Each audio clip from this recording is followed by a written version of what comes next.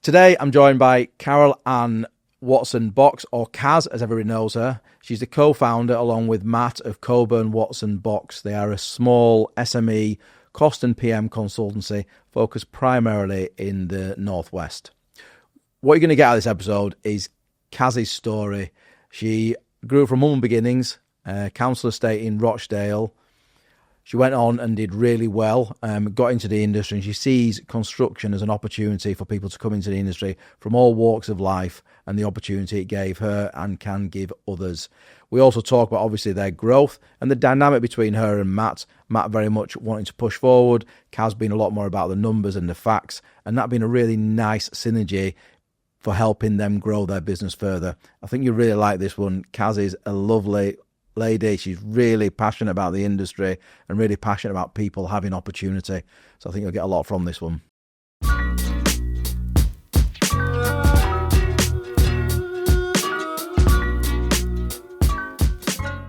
Hello, Kaz. Thanks for coming on the pod. Thank you for having me. Bit nervous, must admit, but you know. You'll honestly be fine. So, can you first of all just tell us about the business in terms of headcount, turnover? Yeah. So Cowburn Watson Box, there's 8 of us now. Yep. We're a mixture of project managers and quantity surveyors, all different levels. So we've got everything from people that have just graduated right up to myself that's a bit of an old fart. You won't be as old as me, don't worry. We're probably more heavily balanced on the project management side, just because that seems to be where the sweet spot is. And a lot of the QSs, in terms of abilities, have the project management side as well. So we are fairly adaptable. We're probably in size, turnover-wise, just short of $1 million, right. Continuing to grow. We want to ideally get to maybe 15.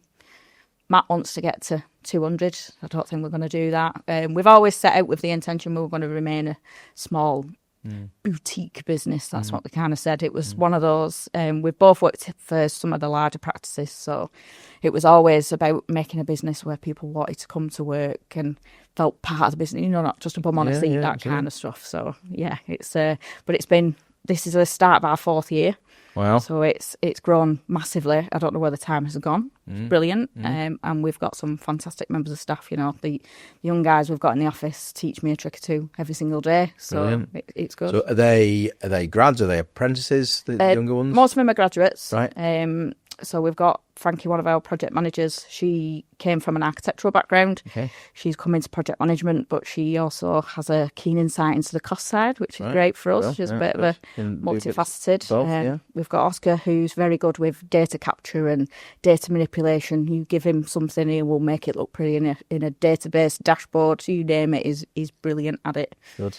And then we've got Neve, who's our youngest. She's just turned 21. Wow. So she's our training project manager. But again, the confidence she's got, the ability she's got with people.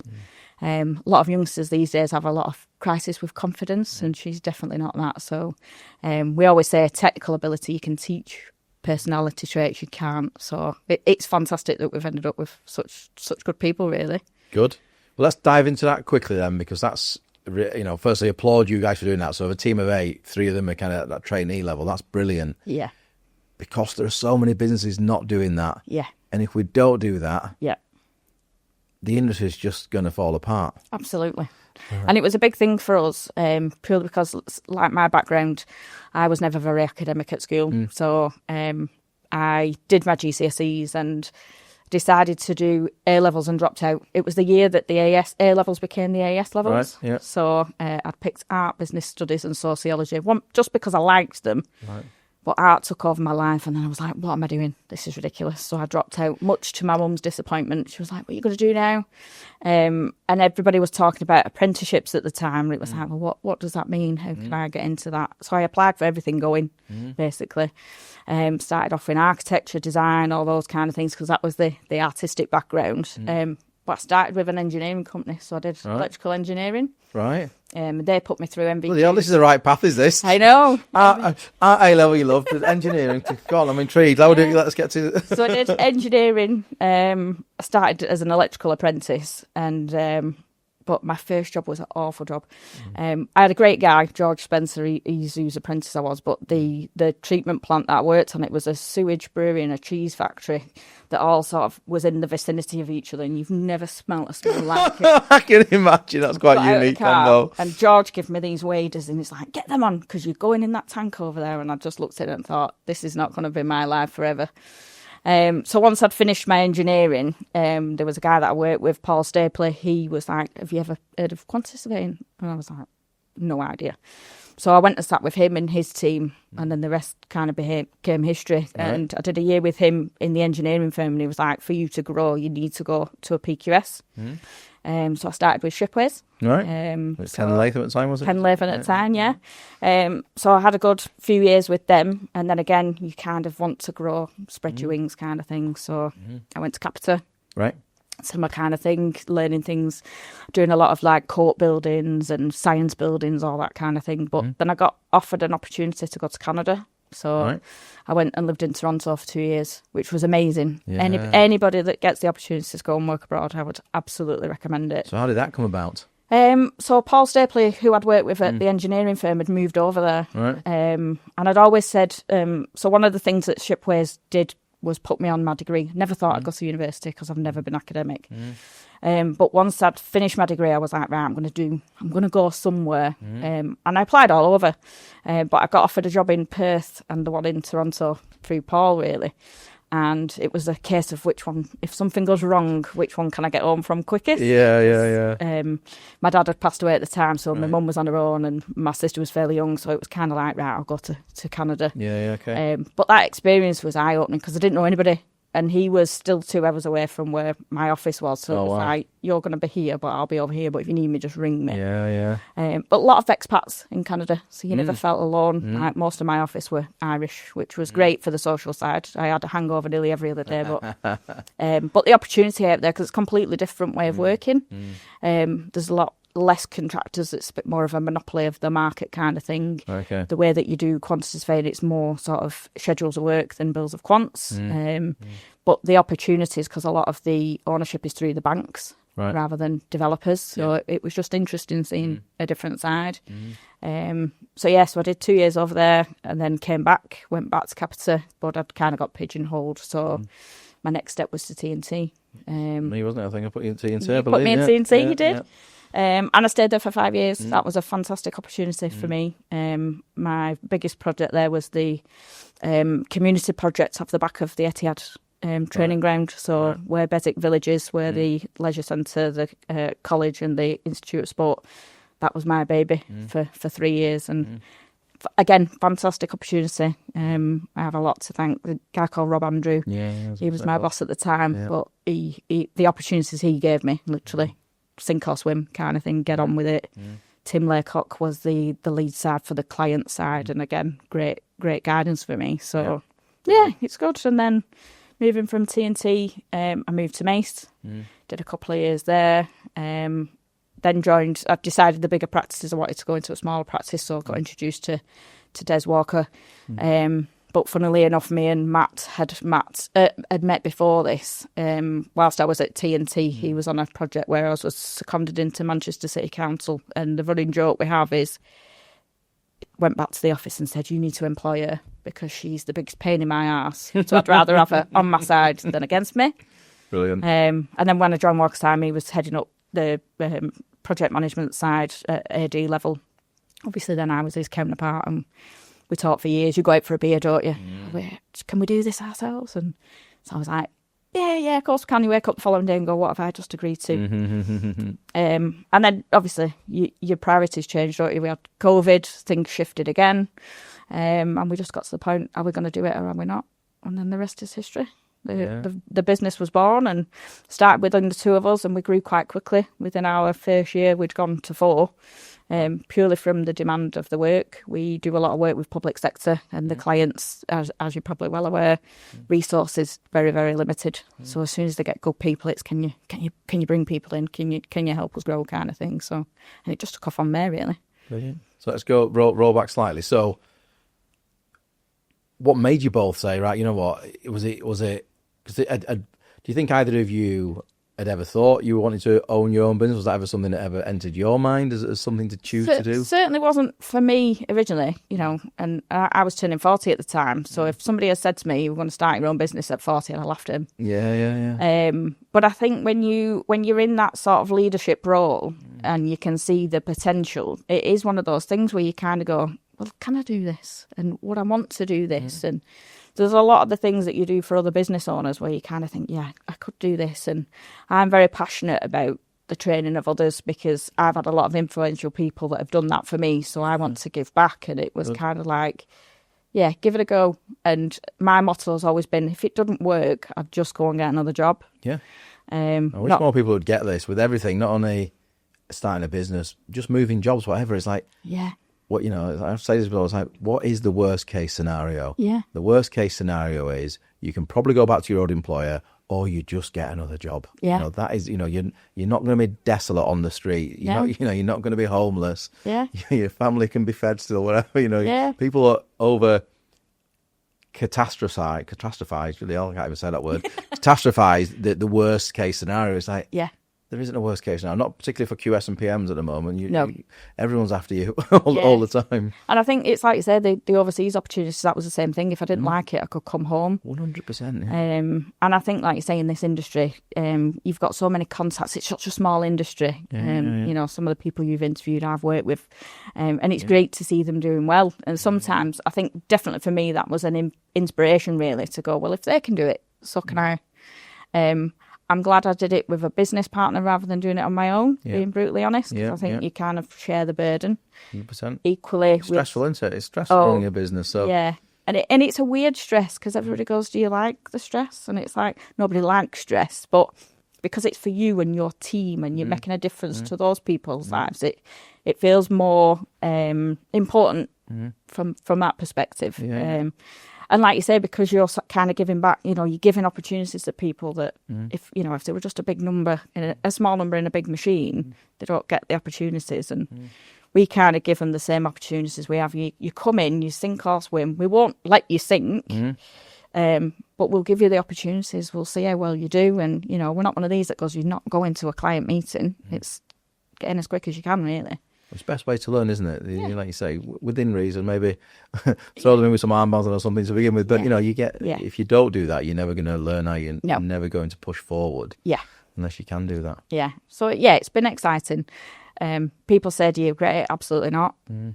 But like you said, I don't tell people to walk into it blindly. It is stressful, especially when you've got a team behind you. That you're responsible. If something goes wrong, you are responsible for them. But equally, like you say, if you've got a good team, they're helping you grow the business, they're helping with the brand, nobody misses our big green logo. So it's great. It's great. Good.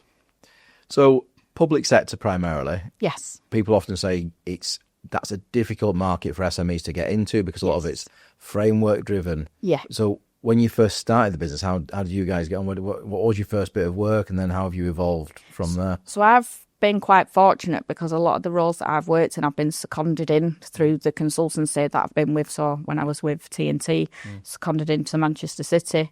When I was with Walker Sam, seconded into Bolton. So a lot of those connections I'd already had. And obviously, as I mentioned before, they're all crying out for resource. So as soon as they find out that, well, actually you can come in and help, it's been great. Similarly with Matt, he did a lot of work with Derry and House, the charity. Okay. So he had a lot of connections in Preston, and we did some bidding opportunities around when they all got the Luff money and the levelling up and the Thames Fund. So being a big part of that was great. As I've said, a lot of my stuff is seconded, so I still do a couple of days a week in with quite a lot of the local authorities. But I find that helps really well because you see, it's like seeing behind the curtain, isn't it? You see the struggles that they face. You see all the bureaucracy and the hoops they've got to jump through. But equally, I think people undervalue public sector and how many amazing assets they have. One of the best projects I ever worked on with Manchester City Council was the velodrome. Right. Doing the track replacement. Yeah. And you forget that they've got assets like that. Everybody knows things like the town hall and it's a fantastic building. But, the leisure centres and things like that, the community assets, the schools, all those kind of things. And when you can see things happening, like we've just done some projects over the summer with schools, and you see the difference, you know, a bit of an upgrade makes to those kids and the teachers and the staff they're building, it just warms your heart, really. And that's why I got into it. It's that ability to be able to use my skills to give something back to the people that need it. You know, and you can work for big corporates all your life and millions of pounds, but that's not what I get a buzz out of. It's never been about the money for me. It's about, what can I give back? What can we give back as a business? And how can we improve, ultimately, the community that are using these? You know, even when it comes to residential housing, you know, we live in Manchester. It's an amazing city, lots of high rises, but equally, there's a lot of people that can't afford to live in these apartments. And what do? I come from Rochdale originally. I grew up on a council estate, so I never forget the roots that you come from, you know, and but then equally, I use that as a benefit. You know, I've had, you know, a council estate background. Everybody goes, oh, you didn't really have any opportunities. Well, here I am, nearly 43 years old. I own my own business. You make your own luck. You make your own destiny. So I grew up in a council estate, absolutely, yeah. Yeah, so I always say to people, I did a careers thing last year, you know, where you go in and help with the interviews of year 10s and... the first thing they look at is, you know, what shoes have you got on, what car do you drive, and all those kind of things. It's like, it doesn't really matter. No. If you want to be something, aim to be it and be it, you know. 100%. So, yeah, it's great. Good. Has it all been plain sailing? Absolutely not. Matt will always tell you when we first started, he used to have this dream of being in a white room with a white telephone and it not ringing, and the panic of, are we going to have enough work next year? Within our first 4 months, I think we'd secured 80% of the business plan. And it was kind of like, now we can stop panicking. But then equally, because then the momentum grew, within our first year, we grew the Growth Award through Greater Manchester Chamber. Right. So that was a fantastic achievement for us. We'd grown to 4 then, nearly 5. And just seeing the momentum. And I was going to Matt, actually, this is going a bit fast now, you know, and Matt's always been the gas man. I've always been the brake man. I'm a bit more risk averse, but it's important in a business in terms of, you know, business relationship, because you need both. Yeah. And we are polar opposites. We did the leadership lectures kind of thing, you know, we give you the coloured bricks. Oh, yeah. So if you turned my stack upside down, that's how polar opposite we are. We're just completely opposite. Right, but for us, it works really, really well. Yeah. He's the more creative, and the blue sky thinking is the buzzword, I think. Yeah. Whereas I'm more the data. Give me the data and I'll analyse it. Both are equally important. Yeah. You almost can't have one without the other, actually, if you're going to grow a business. Yeah. And as I said to you, this is very much out of my comfort zone. So for me to be doing this would normally be his thing. But I've took the opportunity to, to do something different. And it's brilliant. It's good. So, yeah. Good. So how do you think you guys are going to kind of wrestle? You're saying 15, Matt's saying 200. That's a bit of a difference. I appreciate there's probably a bit of tongue-in-cheek there, what you were saying. But you know, how do you think you both reconcile that in terms of both getting what you want out of the business? Yeah, I think we'll come to a bit of a sweet spot. We talk to a lot of business owners of a similar size to us about, you know, what has been their sweet spot. And a lot of people sort of say between sort of 12 and 20. Any bigger than that, you kind of lose that personal feel and the ability to, you know, it's nice to know what your staff do outside of work, what hobbies they've got, the family, what the family have been up to and things like that. I think once you get a bit bigger than that, you kind of lose that closeness. One, because you've got so many things to manage. For my sanity as well, managing any more projects than that, I think my brain would explode.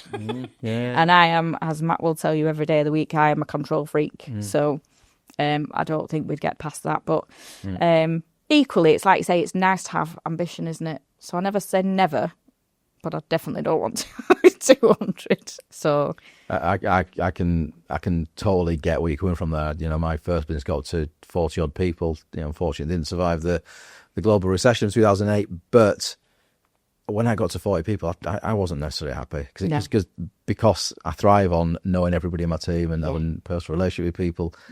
Knowing their family, the names of their kids, what they do at the weekend, all that kind of stuff. When you start getting to 40 odd people, it's like you lose some of that. And I think certainly neither is wrong or right. You've just got to know yourself or yourselves, the collective owners of the business, about what you guys are going to get satisfaction from, make you happy. And for some people, it is growth. It's pushing beyond that. Yeah. Others, it's not. It's really worth working out which it is, though, because if not, you're almost kind of constantly in torment, aren't you, as to what makes you happy. And I think for business owners, one of the things that's really important is you've got to be fucking happy with what you're doing every day at work. Oh, if you're absolutely. not, you're there too long, aren't you? Yeah. And it's like coming back to the stress of it all. If you're not happy doing it, the stress can take over your life. And you know, Matt's got a young family, so his priorities are a lot different to mine. I don't have children through choice, but equally, you know, my priorities are my wife, and you know, we've got a camper van, so I like going out and weekends away, that kind of thing. What camper van have you got? I've got a T5, so yeah, Volkswagen. So, but it's my sister calls it the ice. Fairly recently, I bought one last summer. Oh yeah, absolutely love it. Yeah, so my sister calls it the ice cream van because it's blue and white. Brilliant. So, but yeah, we love it because it just gives you that freedom. My wife is a neonatal intensive care nurse, so her job is also very stressful. Yeah, so the ability to just be able to pack the van up and disappear for the weekend is lovely. I love it. I love the fact that you I'm sure yours will be like mine, that most of your stuff's just now constantly in the van, so you don't really have to think about it. You're just like, right, throw some food in, let's go. And that's it. We've got the awning and all that kind of stuff, but 9 times out of 10 we just don't bother with it. It's just hassle. Ability to be able to park up, put the kettle on, have a brew. It's brilliant. And just to be able to go all year round as well. You know, I've been in it when it's been snowing. It's like, because they've got heaters inside them, it's like, you're never cold, are you? It's not like the faff of a tent and everything you have to go with it. It's just like... Absolutely. It's like you said, the diesel heaters are a game changer. Yeah, brilliant. Good. But yeah, coming back to you've got to... You know, running a business is stressful. Yeah. And a degree of stress is not a bad thing. Yeah. But then there's too much stress and it's the wrong kind of stress. Yeah. And, you know, it's a... But if it starts to be you're stressed and you're having more bad days than good days, that then... Yeah. Why am I doing this? Yeah. Unfortunately, we've not been like that. You know, like I said, we've had the stressful days, but 9 times out of 10, we're in the office, we're having a laugh with the staff, with, you know, a smile on our face. The clients are happy with what we're doing. And I think sometimes we underestimate, not to blow trumpets, but you underestimate how good you are. You know, you compare yourself to competitors. And me being a QS, I've always been very transactional. So you view it as I've always done it. And you see somebody else who doesn't do it quite like you, and then you go, actually, I'm all right at this. And then when you're teaching somebody else to do the same thing, it's actually, right, actually, I feel good about this now because I'm passing on that knowledge and sharing what I can do. And if they go on to do equally as well as I have, then that's my little mark on this little earth, isn't it? Well, it's like you said it earlier, Kaz, we've all got, you know, obviously as a QS, you've got to be technically strong, you've got to know what you're talking about and do a good job. Yeah. But coming back to what you were saying about your trainees, it's about character. It's about, you know, have they got the people skills? Yeah. And that's probably where, not only QS, it's probably a lot of technical disciplines. Yeah. Sometimes get it wrong because they're too much in the weeds. There might be, and it's often said actually when I speak to a lot of people who've, you know, really senior in very large organisations, they'll often say, to be honest, Paul, I was never the best QS, but I was really good with people. Yeah. And that's why I shot up through the ranks. Yeah. And I think that's a lot of the, when you are a business leader, I mean, me and Matt always say we spend too much time in the business and not enough time on the business, which is something we're trying to address over the next coming years. But I know that pain. but when you're passionate about what you do, it's hard to move away from the tools and be at that cold face with your clients. And I've always been, you know, get stuck in, you know, if there's a project that needs fixing, you go and fix it kind of thing. And you can't always fix it, don't get me wrong, but you help your client the best you can. And I love all that. So again, the letting go as a business owner is rather difficult. But as you've said, you can't grow a business if you're not prepared to take a step back. And the good thing with growing your staff, once you've got that confidence in them and the trust, you kind of go, well, this is what I wanted. You know, you've now built those up to a level where you can hand the reins over to them, and as long as they know you're on the periphery to help whenever you need, then that's where it should be. Yeah. And that again gives you the opportunity, particularly at my level, to get involved in some of the bigger, you know, like the programs rather than the individual projects, the bigger picture stuff, which is great. You know, especially we've been doing some master plans over in Preston, you know, about how we link all the public realms to the different buildings that are being developed. And, amazing, you don't really take that on board when you're just doing a building in its own right. Yeah. And then seeing what that does to an area. When I did the Beswick job, that area of regeneration and what it's done to that area now is massive. From what it was, 15, 20 years ago. It's lovely to go through there now and go, actually, this has made a real difference. And it is, isn't it? When you're working on things that will become a legacy. That you can say to whatever family members, friends, I played a part in this. I'm really proud of that. You walk around somewhere and you go, I worked on that. It gets a bit boring. The family are always like, oh God, another one. Here she goes again.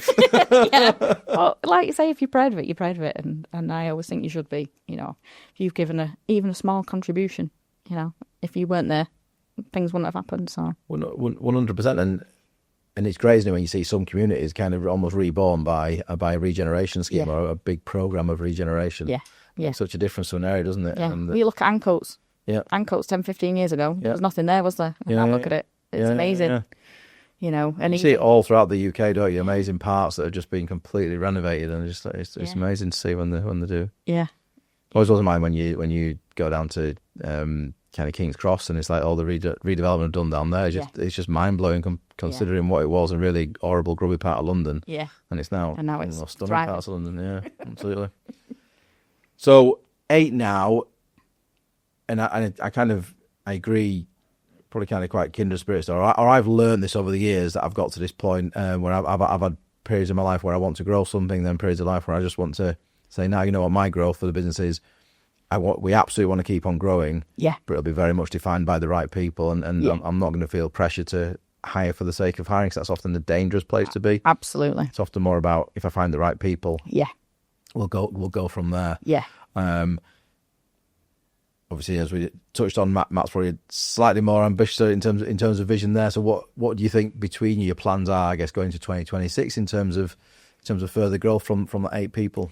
I think, like you say, it's important to get the right people and the team, because I think you create an environment, don't you, where everybody gets on really well, and they've got that trust and the ability to work, and the importance of when you bring a new member of staff in to do that. If it causes some upset to the equilibrium, then it could be devastating. But I think we've got a fairly good, like you say, we're kind of led by the work that we're taking on. Like I've said, we're doing a lot of stuff in public sector. We are going to branch a little bit more into private sector. We want to get into a bit more of the leisure and the office side of things. Okay. But I love the public sector, and as you've said, the personalities are so key.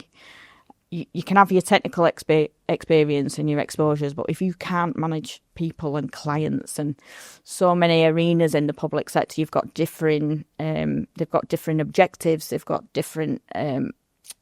Politicians, they've got their own objectives, and you've got the actual council workers themselves. You've got to have that ability to manage and control your own thoughts and views, but be able to bring them all together in a collective to go, well, this is the project we're working on. How do we all work together to deliver it? And it's the same thing when you grow in a business. We've all got to be going in the same direction. And if we don't bring the right people in, then we could end up as a train crash and that kind of thing. So I think we'll go with a small business that one kind of bad apple can really cause a lot of damage, I think. Yeah, and I think, like I say, we're really, really fortunate with the people we have brought in, that they've all got similar values, and that's always been really important to us, that everybody has similar values, morals, all that kind of stuff. And so, like you say, as the business grows, with the work that we get, I think we won't rush it, because I think a lot of people have that, if suddenly loads of work, well, we need a bum on a seat to deliver it, and that's always been something I've tried to steer Matt away from. Let's do it, fundamentally do it right, and not chase the work. Do the things that we like working on, because I think that was one thing, especially when some of the big sectors, you could get shipped anywhere. Yeah. And that was always one of my big fears. I don't particularly want to be shipped down south somewhere. Matt has a running joke that I won't go outside the M60, but Yeah, so I think it's like you say, stick with what you know, who you know. Like I said, I'm not against growing up and down the country because I think it's important to expand your base. But equally, there's lots of people, lots of SMEs coming into the sector now. And I think it's always important that you keep yourself differentiated. If you're good at a certain thing, advertise that you're good at that, and that's what we do. Our experience in the public sector is what a lot of people come to us for, because we understand the governance, we understand all the processes and systems, we understand all the politics around what you can and can't do with budgets, and it sets us in good stead. Yeah. So, but yeah, like I say, I'm not opposed to growth. Just don't want 200 and yeah. But like I say, I think me and Matt have a really good dynamic. We can have that. Serious debate when you have to. I think it's healthy in a business partnership that you've got to be honest with each other, even if you don't like what the other person is saying. Absolutely. And we have a really good relationship to be able to manage that. We can shout at each other, but then we can still go, right, we're going for a Guinness now. And it's that kind of thing, isn't it? You've got to be realistic in business because that's what you're doing.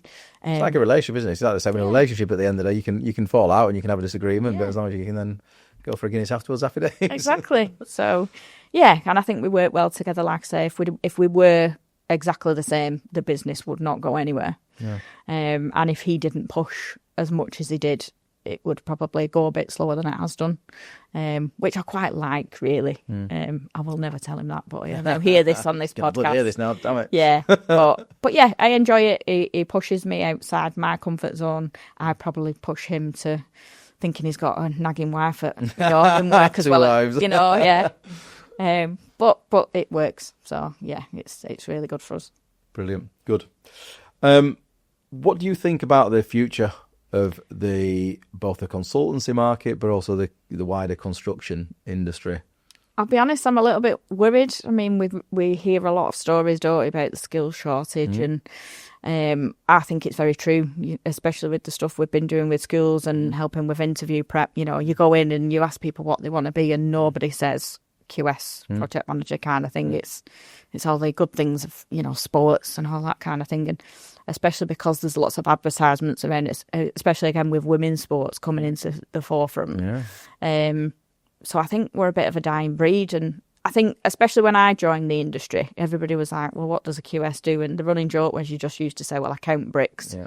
I do far more than count bricks. Yeah. But it's difficult to make quantity surveying sound sexy. Yeah. But when you can, I was with a colleague the other day and we were going through a drawing, and it was simple things about explaining, sometimes it's not about what's on the drawing, it's what's not on the drawing, and the knowledge, and I had a very good mentor when I was at Edmund Shipway, Bill Mealy, he was called, who he'd never tell me the answer to anything.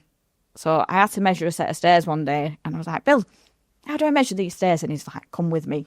And he took me to the staircase of the office, and he just said to me, right, what do you see? So he got me to name everything, the stairs, the treads, the risers, the nosings, the handrails. And at the time, I just was like, this is not helping me. I need to get it done in the next 10 minutes. But now, I use that so many times with the people in our office to go, just have a look at the environment that you're in. And there's so many things that you can pick up by observing things that you just don't realise you're doing. And I think when you sort of put that to the younger generation and go, this is why it's interesting, because you look at a building and there's so many parts to it that people don't realise, and you think if we could just advertise that a little bit better, then but I still think construction seen as a very dirty industry, particularly for females. I've always been a massive advocate of getting more women into construction, just because of the difficult path I had when I did my degree. So there was 36 in the class and 3 girls. And one of them dropped out, so only 2 of us graduated. And at the time, you kind of look at it and go, oh my God, why is this? Because it's a really interesting field. But then, there was always the running joke, I could never get PPE to fit me because I'm 5'2". I used to put a jacket on, it'd be down to my ankles. And, and women see that and go, well, I don't want to be doing that. You're often out on site when it's chucking it down with rain. And But then it's like you said, there's the other professions in it, around like the project management side. I love, even though I do, I'm trained as a QS, I do like the project management side, because those relationships and things that you build are fantastic. But just getting people to realise, well, actually, the job is so much technical, it's this much people. And if people could understand that, I think that'd be good. But so just going back a step, Kaz, what have you found being a female in the industry over the years? Have you, because it's quite interesting. I speak to a lot of women and really trying to, on this podcast. It's great that you're on trying to get a balanced perspective out there. You can't have it all just look like it's just an industry full of white males, which it sadly is as too high percentage. But we need to get more of a mix. Yeah. But I speak to some women who really had quite a torrid time in some ways, and sometimes it makes them leave the industry. Yeah. Others say, I rarely saw that in when I grew up in the industry. So what's been your personal experience of the industry? And I had a bit of a mixed bag, being honest. So I grew up very much a tomboy when I was younger. Right. So I think that put me in a lot of good stead in terms of I was never nervous about going into an environment where it was just guys and things like that. But I've often been, when I was very young, when I first went into surveying, I remember going to site and asked a question about an excavation that was being dug, and somebody just kind of tapped me on the shoulder and, "You don't need to worry about that, love." And it was like, I'm here to learn. I'm a QS. I'm actually helping put this together kind of thing. So there was always that sort of, people putting you down because you're a girl and all that kind of stuff. But I never let it faze me. In fact, a lot of that is probably what drove me to where I am today, because I felt like I've always had to kind of prove a point. I'd always go into a meeting and a lot of people say, well, you just stay quiet if you don't know about it. And I was never afraid to ask a question. Sometimes it got me in trouble. But most of the time, people respected you because actually, well, you have got a voice. And then when you demonstrate that you know what you're talking about, it becomes a bit like, when you employ somebody and you get a CV and you don't really want a picture or a name because you want the skill set of the person that's right to do the job. It's a bit like saying, well, just because I'm a girl, it doesn't make me any less good at what I do. Absolutely not. Yeah, but I do think that women in the industry, and we've got some fantastic women in this industry, don't get me wrong, and very inspirational when you see them. But again, it's like you still look at the statistics and they're so low into, I think it's 14% on the latest RICS survey. It's kind of like, how is it still so low? And then when you get into leadership roles, it's even less. And again, I think a lot of the time, I mentioned I don't have children, but I think a lot of the time people that want to have kids are put off by the industry because, when they leave, they come back to a lesser role, which I always disagree with, because yes, they've been out of the industry for a while, but don't mean they're any less of the person now. I think a lot of the time, parental stuff, people look at that as a bad thing. And again, we operate a business where, especially because Matt himself has got young children, if he has to go and do pick up and drop off, that's what we need people to do. And I think as well, from a male perspective, be able to have that much involvement in your children's lives, if that's what you choose to have, you should be able to do it. And giving people the flexibility. So sometimes I often say to women, don't put yourselves down, be bold, be brave, because if you don't, nobody's going to speak up for you. But yeah, I'd like to see a few more women coming through the ranks, and like I say, I do what I can with promoting it, in the sectors that I get involved in, and massive advocate for it. But yeah, I think hopefully that we might see a shift. I don't know. I don't think it's going to be fast. But again, people underestimate what they're capable of. And I always said I never knew how I ended up being a QS because I was never very good at maths. You got better. Yeah, well, that's it. And somebody told me once about being a first aider because I don't like the sight of blood, and they were like, but you'd be a brilliant first aider because you cover it up quickly and it's done. And it's the same with when you're not good at something like maths. You ask anybody in my office how many times I do a QA check on something when I've done a cost plan, it's like, right, it's boring now, you've done it 4 times. But it's that knowing that you've done it right and doing it well. So yeah. I think I'm fairly optimistic about the future. I think we are getting more balance, exactly as you say, around I do think when you look at some of the numbers, actually, there are a lot more women go into the industry, but it's then keeping them in the industry is the issue. Yeah. And to your point, I think, certainly traditional parental thing often falls on the mother more than anybody else in some cases. So I think there's more balance there. Like you say, Matt's obviously probably more present now in maybe Matt would have been if he was in the industry 20 years ago leading a business. So hopefully it's all hopefully changing for the better. Yeah. And we'll see more change there. But we absolutely need to continue to drive diversity in the industry, don't we? If we don't have, it can't be the great industry that we need it to be, I don't think. No. And I think pushing it as well, certainly when I was picking my career, everybody pushed you into uni. And the apprenticeship route for me was a massive game changer because you get the experience on the job. So whilst the government are pushing the apprenticeships, it'd be good to see them actually done a little bit. We struggle now trying to get an apprentice through our business, just with all the red tape and the loops that you've got to jump through.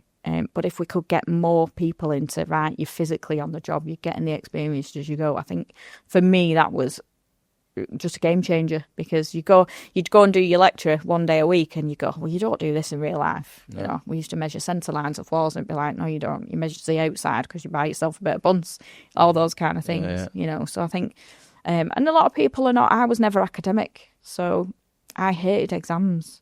And the ability to have the course where you could do some coursework and it boosted your marks and have that, you could have an exam on the job. I remember my first engineering one, I had to rewire what was the link of a house. You bottom of your stairs, top of your stairs, 2 bedrooms and a kitchen.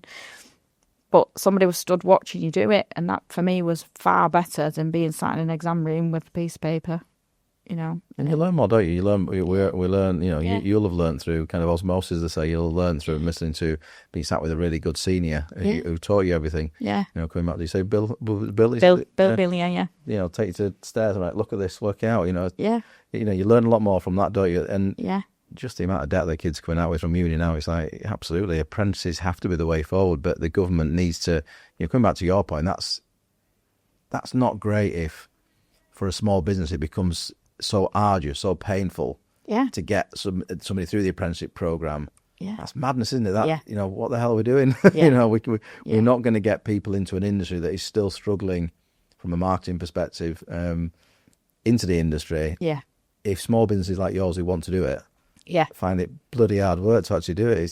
The government needs to... Mind-boggling. The whole... We're going to build 1.5 million houses. We bloody not if we do, not unless you sort out the recruitment challenge that we've got. Yeah, we're not going to get anywhere near that at the end of the day. Yeah, and I think the challenge comes as well, not just in I grew up, like I say, I'm a bit of an old fart now, but the kids that are coming through as a digital age, you're not doing the same things that we were doing, 20, 30 years ago, and everybody talks about AI, and I'm not the best with technology, as Matt will tell you many times, but we all know we've got to embrace the AI technology. But it's to what extent you've still got to know what you're doing physically to know that if you put something in a search engine, ChatGPT, that it's telling you the truth.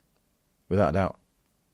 But I think as well with the skill shortage, because we've got so many people coming to retirement and losing all that knowledge where they've built it up from hands-on experience, and now there's a lot of people being trained from this digital world. It's kind of like, well, is that going to help or hinder kind of thing? And I think some of the technologies in terms of making people more efficient with tasks that they do are going to be game changing. But I think it's more about the people that have got the hands-on learning and being able to spread that individual knowledge, that's where we're losing a lot of in the industry at the minute. So it'd be interesting to see in another 20 years when hopefully I'll be nearing retirement how that looks again.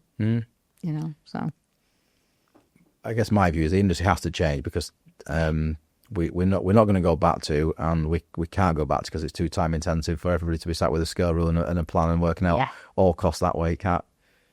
So the kind of die-hard traditional QS who say we should be doing this, is like we're beyond that now. Yeah.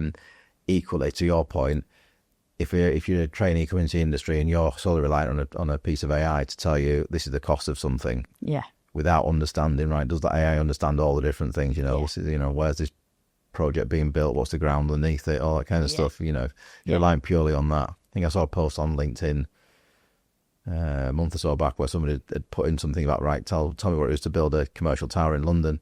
And it turns out when they looked at it, the data that the AI was pulling it from was like 2016. So it's like, miles off. Yeah. So completely miles away from where it needs to be. And it's like you said, all the intangibles, the background, is the leases and things. Do you have to buy the land, all that kind of stuff? I'm a great advocate. One of my clients has taught me well over the years about, when you're a traditional QS, you just look at the construction value. But really, you've got to look at the bigger picture. What's the whole project cost? What's your client direct budgets? What's your furniture? All the things that everybody goes, well, somebody else is paying for that. Where is it coming from? Because the pot of money is finite. And that's one of the things in a lot of the training I do with my staff. It's about, get the understanding of the bigger picture, not just your construction cost. Absolutely. And I think clients are what I hear from a lot of my clients now is, your clients want more from you now. Yeah. They want you to provide more of a, let's say, commercial management service, not just a cost reporting, cost management service. Yeah. They want you to really be invested in the project they're delivering, being value for money for them. And like you said, that's not just reporting on purely the cost of the actual construction element of it. Yeah. And even the contracts, there's a lot more procurement advice that people come to you for now, and especially because of the change in the way that things are done. Everything used to be 9 times out of 10 a JCT contract. A lot of the public sectors are aiming towards NEC versions of contracts because they are partnership contracts, and that's what we're promoting in public sector. But there's a lot of contractors that still really don't know how to use them properly, and they try and convert them to a JCT, and then before you know it, you're massively in a pickle with your contractual requirements. And I think QSs are being more pulled on that as well now, which might have been a PM function previously. But like you say, it's that ability to go, if somebody's drafting a contract, I'm not a lawyer by any stretch, but you see things that get amended, particularly if your client side.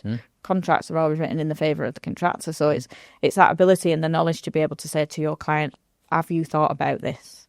This might protect you in this instance. Risk is a massive thing at the moment, particularly because a lot of the developments are done on brownfield sites. They're not clean. We know there's stuff in the ground, and contractors kind of go, I don't want to touch that, understandably, but somebody has to, So again, it's about the knowledge, you being able to share of, well, look at a risk and who's best placed to own it. Is it better that you 50-50 split it, all that kind of thing, or... if it's a case of that you have to take it, well, what provisions are you building in? How are you calculating it? And so many times you see a risk register and it's not costed, and it infuriates me because it's like, well, how are you advising your client then that, you see contingency at 10%, 15%. Well, have you tested that to know that it's going to be right? Because if you've got a risk that's suddenly 100 grand and you've only got a 300 grand pot, that's a third of your pot gone. So I think, like you say, the demands on a QS are becoming more and more fundamental for me. But then I like that because I like the challenge, and I like to be able to say, well, that's the basis of how I've got my information. And you can never be wrong if you've justified how you've got there. Somebody can challenge you and say, well, you need to do it this way. Then fair enough. But yeah, I think that whole bigger picture thinking is really invaluable in our industry. And coming right back to what we were saying earlier, that's what we need to sell, don't we, about the profession. It's actually quite a complex job that you're doing, quite a challenging job, quite a varied job. Yeah. You're not just counting bricks all day. Yeah. So, it's worth, I think, people potentially coming into the industry to understand that. Yeah. From a kind of, tech, what do you guys use day to day in the office, both in terms of doing the day job but also managing the business? Yeah, so we've got obviously the virtual tools for obviously measurement and all those kind of things. We're still heavily reliant on Excel because Excel to me is still the best tool for obviously number management. But we're getting more into like you say, using when we're bid writing and all those kind of things. We've got different softwares for how we do presentation of materials, and like you say, different ways of, like, I'm not very eloquent in my speaking. I come from Rochdale, like I said before, so to make me sound posh, I'm going to have to put it through a tool like ChatGPT or anything like that. So but I think fundamentally there's so many things coming to the market. I did an AI course a few months ago, and it was looking at the different platforms, so you've got the Amazon platforms, you've got the Google platforms, you've got the Microsoft platforms, and I said to the trainer at the time, I said, it's really difficult sometimes to know what's just being pushed from a sales perspective and what's being pushed from it's a tried, tested, and now you need to have a go at it perspective. And I still think there's a lot of things in their infancy that sound great in theory, and then you get them to play with and you go, well, actually, Excel is still doing what Excel did. So, I think longer term we'll have a play about with a few different things, but our base things stick with what you know for the time being. We've got, like I say, it's more the graphical stuff for us now. We went through a big rebrand last year, and we got a company in Ezra to help us, and that was great for us. Just like picking different things, colour palettes. But the lady that wrote the words for us just came in and she did these various games with us, to try and get our personalities out. And then when you now read, hopefully, when you read our website and our product literature, it just sounds like me and Matt all over. Good. Which is nice. And I think that's important as well, just to not lose who you are and your culture. And, there's lots of things that get written, isn't there? Big words, and you think, don't need that. No, absolutely. Like you say, people have got to get when they meet you, it's got to be what they think they're going to get at the end of the day. Yeah. That's massively important because otherwise you're all setting yourself up for a failure, aren't you? And and I'm very much what you see is what you get kind of thing.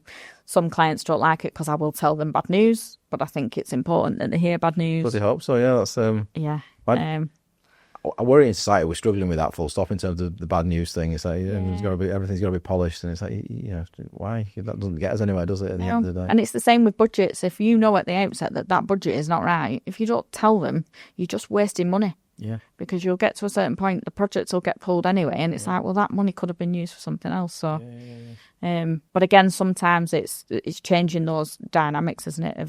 Sometimes you need to get something across the line with a budget on the hope that you get some more money further down the line. Doesn't always work like that, but I'm a big believer of know what you're dealing with from the outset, and it's then how you manage it, isn't it? Well, particularly when there's so much pressure, isn't it, in the public sector in terms of on money, so you've got to try and squeeze as much as you can out of it for whoever the ultimate end client will be, that community or whether that be a school or a regeneration. Invested interest in getting the most for them. It's interesting how the procurement regs are changing, because everything used to be just cheapest price wins. I think actually with the procurement shift now, that will actually improve the situation because it's got to be the right solution to get the right outcome. We'll see about that. Yeah, I know it doesn't always work, but I think that's got to be better. Particularly, and it's the same in SMEs, isn't it? One of the challenges we have is we don't have, a lot of people go to the T&Ts and the ACONs and G&Ts because you've got to have the name and the brand because everybody trusts that. You've got the high levels of PI and all that kind of stuff. And I'm always saying to Matt, but that's where we came from. We got trained by these people. And if they give us a try, then you'd see that we're given just as much quality as they are. But as a small business, that's often a challenge. The industry's certainly got to do more, hasn't it, in terms of particular the public sector's got to drive this with frameworks because they talk a good game about wanting SMEs in the supply chain on the frameworks. But then coming back to probably the same as the apprentice thing about how arduous they make it, your larger competitors are a full bid team who can do a lot of the stuff that you and Matt are probably having to do at the moment in terms of when you're trying to go forward for a major framework. Yeah. It's sure they've got to simplify things. Absolutely. So that it's not too painful and for it's a small like, business. Yeah, and it's like you say, the levels that they ask, I think the last framework we went for, they wanted £20 million PI. You're not going to carry that as a 8-person business. Absolutely not. But it's completely ridiculous as well. Why you don't need £20 million of AI? Of PI? Sorry, what are you going to do wrong? So it's interesting, but again, we're given some opportunities now with some of the bigger practices. Where they're like, well, actually, under the procurement regs, we've got to bring SMEs in. Do you want to pair? Yeah, with brilliant. Us? Yeah, I'm seeing a bit more of that, which is good, which is positive. And as long as you've got a decent working relationship with them, then that's probably a positive thing. Yeah, good. Kaz, it's been lovely having you on. Thank you so much. It's gone very fast. No, it does, doesn't it? You don't realise. Yeah, we're like 50 minutes in. Yeah. You don't realise how fast it does go. Yeah. So the last question I always end with is, who was your kind of best boss or mentor throughout your career? Oh, well, I'd have to say 2, and I've already mentioned him. So Rob Andrew was massively influential for me. He will kill me for saying this if he listens to this podcast. But for me, like I say, he just gave me so many opportunities and allowed me to to show my true skills, I'll always be grateful for him. And Tim Laycock, he works for Pierre Anglais now, but again, we had many battles about how to present. He always did things that way. I always do things that way. And we'd have many a battle about, you're presenting it wrong. But where those skill sets have now given me the platform to do things with other people now. And I often sit there and chuckle to myself, I'm doing it this way now, not that way. But they were both very influential. And like I say, I would not be here without a lot of their input. So I'm very grateful for everything they've done for me over the years. And I still keep in touch with them. So that's always nice as well. Yeah, and that's a kind of true mark, isn't it, of how you are as a character. Yeah. If you maintain friendships and relationships in the industry. I always say to people, don't burn bridges. Absolutely, nothing wrong if you want to move on and do something different in life, but don't burn bridges. Absolutely, you'll come across somebody again. It's a small industry, getting smaller as we keep on saying. No, there's not enough people. Yeah. Well, look, Cass, thank you. I hope the business keeps on going from strength to strength. I hope you and Matt find the right middle ground in terms of headcount. Yeah. But I'm sure it's going to keep on going well. Yeah. So keep watching us, and thank you for the interview. It's been great. Absolute pleasure. Thank you.